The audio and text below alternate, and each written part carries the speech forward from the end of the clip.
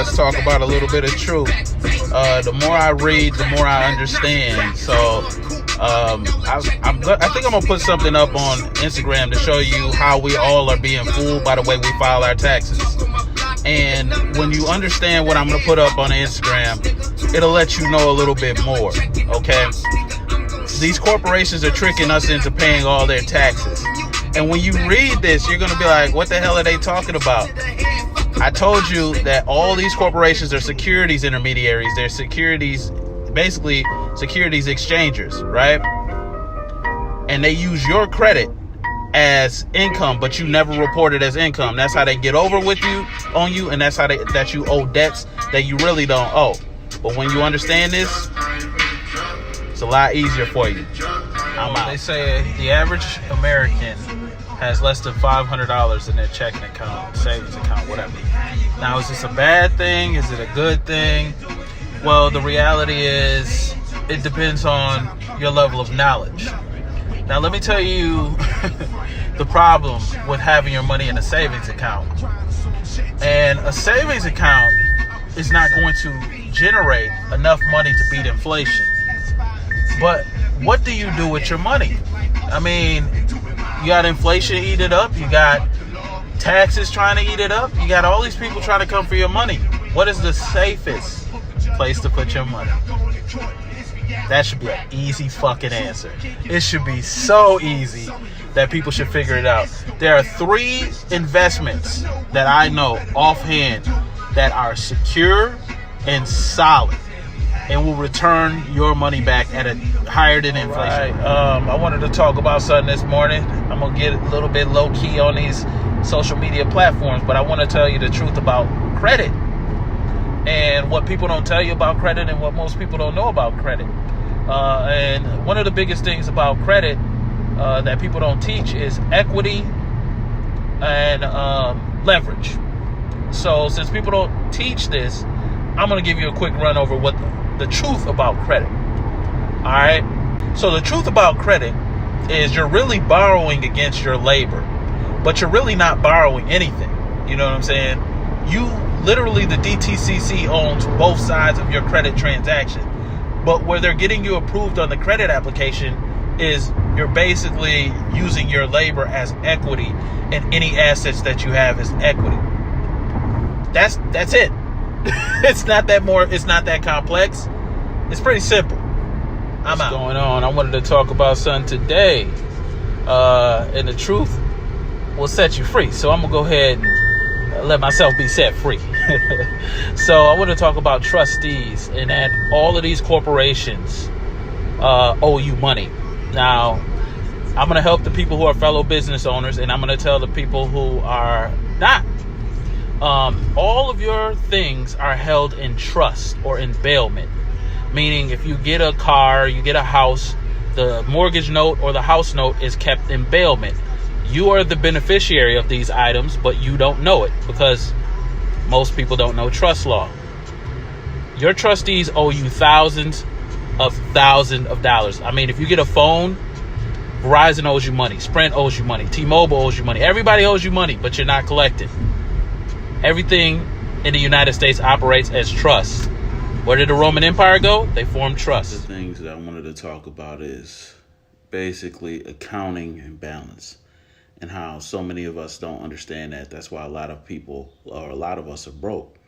It's because we don't understand bookkeeping. And I'm not just talking about financially broke. I'm just talking about broke in general, like life, mentally broke. Sometimes we spend more time or more, we don't balance our books, whether it's financial or intellectually. We don't balance our books in regards to time either, meaning the time we allocate towards being improvement or, eliminating things that are hindering our progression. Everything in life results or revolves around balance. If something's in balance, it can't work properly.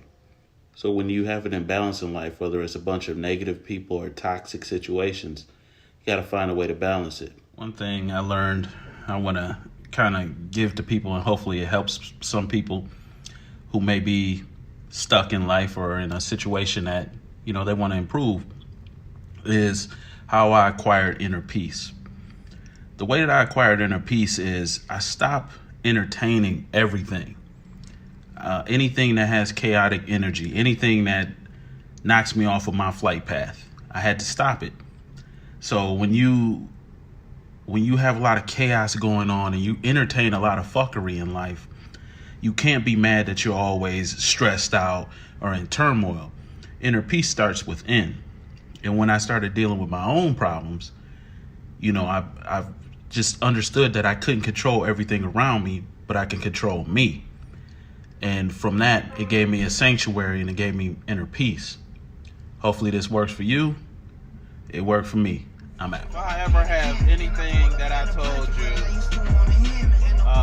this is probably one of the most important lessons that I can tell you. Stay out of the realm and the land and the way of Caesar.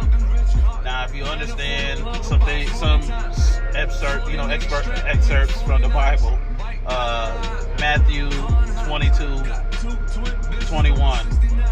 Render unto Caesar the things that are Caesar, and the things that are God's unto God. So, if you understand this, it's telling you the difference between public and private. Alright? So when you have stuff like Social Securities on bank accounts, your name on your cars, all that stuff, you in Caesar's land. You want to stay in the God's land. You want to stay in the private land. That's one of the best things I ever found out. Believe me, it's a difference. Try this again since my audio wasn't working in my last few videos. One video I gave away too much game. I can't get that much game away. But this one is about the DOT, which is a Department of Transportation, and basically how they owe you thousands, if not hundreds of thousands of dollars, maybe millions. If you understand the DOT, what the DOT is they formed a trust with you with your title documents and traffic tickets, all that stuff. What you want to do is a FOIA request, which is a Freedom of Information Act, and find out how many securities are out there in your name, because they're making millions, tons of money, and they're not paying you, who is the person they should be paying. So that's one thing I would do. If you don't know what a FOIA request is, it's a Freedom of Information Act. Since the Department of Transportation is technically your trustee, they need to. So I just left the bank, and it's funny to me, when you go to the bank, a lot of people don't understand banking, and the biggest thing that you want to understand in banking is everything is damn near in reverse. Okay, when you go to a bank and you fill out a withdrawal slip, right? That's actually a check you write into the bank. You didn't know that. You can actually file the taxes and get that back. You wrote them a check, and what they're doing is it's all about bookkeeping. It's very simple to understand, but everything does not work how we were taught. When you do withdrawals at the bank, you are writing the bank a check. It's fucking crazy. It's crazy when you sit back and think about banking. None of it works how we think it is. So it's all income that you have to claim because they receive income from your checks. That's why you can get a tax credit from it. It's amazing sometimes. I sit back and I wonder, why we not taught business correctly.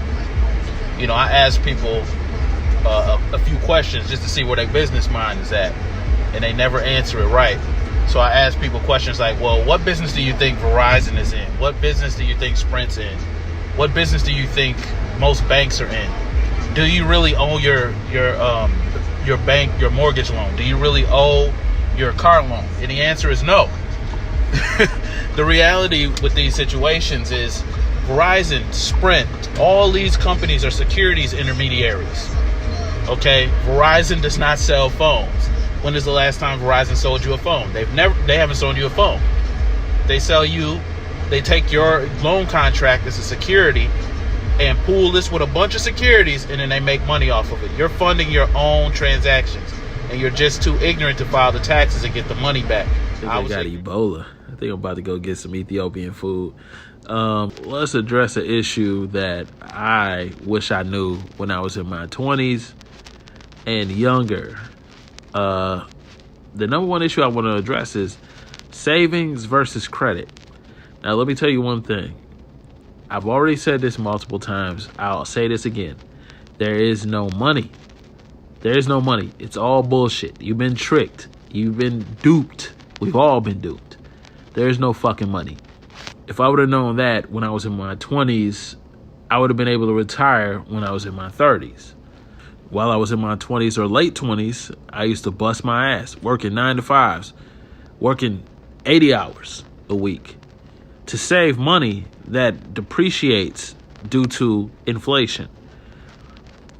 So now that I'm older, I look at things from a total different perspective. Credit is way better. DC, man, I'm finally get to enjoy these beats and I'm starting to like them. But I wanted to talk about one thing.